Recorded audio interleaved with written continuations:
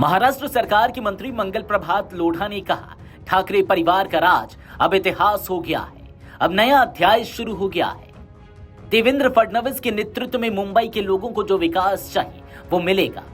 हालांकि मंगल प्रभात लोढ़ा के इस बयान से सियासी पारा हाई होना था तो वो हो गया है। लेकिन सबसे पहले हम आपको सुनाते हैं कि भाजपा की ओर से मंत्री मंगल प्रभात लोढ़ा ने क्या कहा है।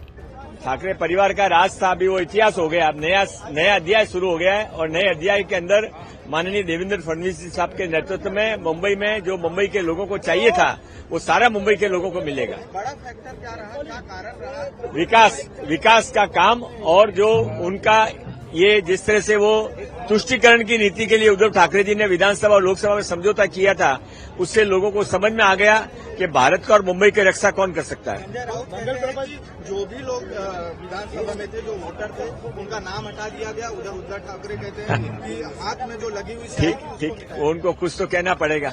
महाराष्ट्र सरकार की मंत्री और भाजपा के वरिष्ठ नेता मंगल प्रभात लोढ़ा का यह बयान मुंबई की राजनीति में एक बड़े बदलाव के संदर्भ में आया है। यह बयान विशेष रूप से बृहन मुंबई नगर निगम चुनाव 2026 के नतीजों और मुंबई में राजनीतिक सत्ता परिवर्तन से जुड़ा है। यह बयान हाल ही में जनवरी 2026 में हुए बीएमसी चुनावों के नतीजों के बाद दिया गया। इन चुनावों में भारतीय जनता पार्टी और उनके गठबंधन ने ऐतिहासिक जीत हासिल की है, जिससे मुंबई नगर निगम पर ठाकरे परिवार यानी कि शिवसेना उद्धव बाला साहेब ठाकरे का दशकों पुराना वर्चस्व समाप्त हो गया। इसका सीधा अर्थ यह है कि बीएमसी पर पिछले लगभग 30 वर्षों से ठाकरे परिवार और उनकी पार्टी का एक छत्र राज था। लोढ़ा का कहना है कि मुंबई की जनता ने अब उस दौर को पीछे छोड़ दिया है और वंशवादी राजनीति के बजाय विकास की राजनीति को चुना है। उन्होंने इस जीत का श्रेय मुख्यमंत्री देवेंद्र फडणवीस के नेतृत्व और उनकी रणनीतियों को दिया है। उनका कहना है कि मुंबई अब डबल इंजन सरकार के साथ विकास के रास्ते पर आगे बढ़ेगी।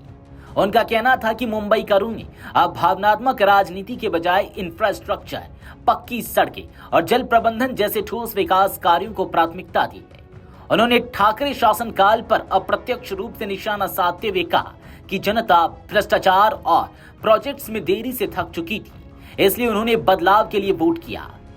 लोढ़ा ने संकेत दिया कि नई सत्ता के तहत मुंबई को स्लम फ्री और गड्ढा मुक्त बनाने का काम डे 1 से शुरू होगा। यह बयान इसलिए महत्वपूर्ण है क्योंकि बीएमसी को देश की सबसे अमीर नगरपालिका माना जाता है। इसे ठाकरे परिवार का गढ़ कहा जाता था। लोढ़ा का यह बयान भाजपा के उस आत्मविश्वास को दर्शाता है कि अब मुंबई की राजनीति का केंद्र मातोश्री से हटकर पूरी तरह से विकासोन्मुख नेतृत्व की ओर शिफ्ट हो गया है। वीडियो डेस्क अमरउजाला.com। अगर आप ये वीडियो YouTube पर देख रहे हैं तो हमारे चैनल को सब्सक्राइब कर बेल आइकन दबाएं और Facebook पर देख रहे हैं तो हमारे पेज को लाइक करें।